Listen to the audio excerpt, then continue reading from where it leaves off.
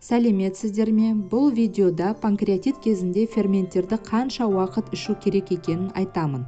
Созылмалы панкреатит кезінде ферменттерді өмір бойы ішу керек. Бірақ бұл ферменттерді күнде ішу керек деген сөз емес. Егер сізде аурудың өршуі жаңа ғана басталған кез болса, ешқандай ферменттер ішпеңіз. Ферменттер шаншуды баспайды. Олардың негізгі қызметі бұл асты қорыту. Оларды тек тамақпен бірге ішу керек. Ал бұл бастапқы сатыда ешқандай тамақ ішпейсіз. Егер сізде аурудың өршу кезі, бірақ тамаққа тәбетіңіз болса, ферменттерді әр тамақ ішкен сайын қабылдаған жөн. Дозировкасын дәрігер айтуы керек, себебі әркімнің ағзасы әртүрлі. Егер өршуден соң ұйқы безіңіз кейде ауырып, кейде тыныштықта болса, шамамен бір апта ауырады, келесі апта ауырмайды, ферменттерді онда әр тамақ ішкен сайын қабылдаған дұрыс. Бірақ егер ас ішу кезінде ферменттер жөнінде ұмытып кетсеңіз, ештеңе етпейді. Ал егер аурудың өршуінен соң ұйқы безіңіз 4 айда бір рет қана шаншып ауыратын болса, бұл ферменттерден біртіндеп бас тартатын уақыттың жеткені. Шаншу азайса, сіздің ұйқы безіңіз өзі ақ жұмыс жасай алады деген белгі. Яғни ол тамақты өз ферменттерімен ақ қорыта алады.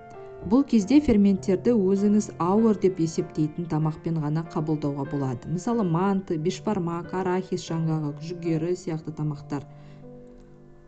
Аурудың бұл сатысында буға піскен котлеті жесеңіз, ферменттерді ішпеуіңізге де болады. Ремиссия басында және толық ремиссияға қол жеткен кезде ферменттен мүлдем бас тарта аласыз. Бұл кезде сізде еш жеріңіз ауырмайды, аптасына ең болмаса бір рет тыйым салынған асты ішсеңіз ештеңе етпейді. Бірақ сонда да ферменттерді жақын жерде ұстап, ең ауыр деп есептейтін тағаммен қабылдаңыз. Мысалы, фастфуд, ащы, қуырылған тағамдар, торттар жеген кезде. Мұның барлығын ремиссияда жеуге болады, бірақ жиі және тым тойып жемеңіз. Ферменттер ұйқы безіңізге түсетін ауыртпалықты жеңілдетеді. Қоса кетерім, алкогольді ішімдіктерді ішуде ферменттер мүлдем көмектеспейді. Сондықтан алкогольден ремиссияда болсаңыз да бас тартуға кеңес беремін. Ферменттер қабылдауды тоқтатпау керек, егер сіз қатты арықтап кетіп, әрі қарай жүдей берсеңіз. Екіншіден, диарея жиі болса. Үшіншіден, панкреатиттік эластаза көрсеткіші төмен болса. Бұл қалға панкреатиттік эластаза анализін тапсыру арқылы анықталады.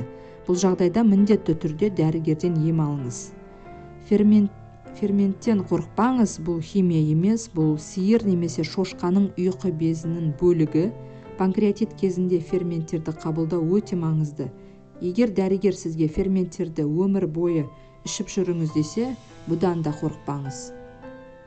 Егер видео ұнаған болса, лайк басыңыз, каналыма тіркеліңіз. Алда сізге пайдалы болатын видеолар бар. Рахмет.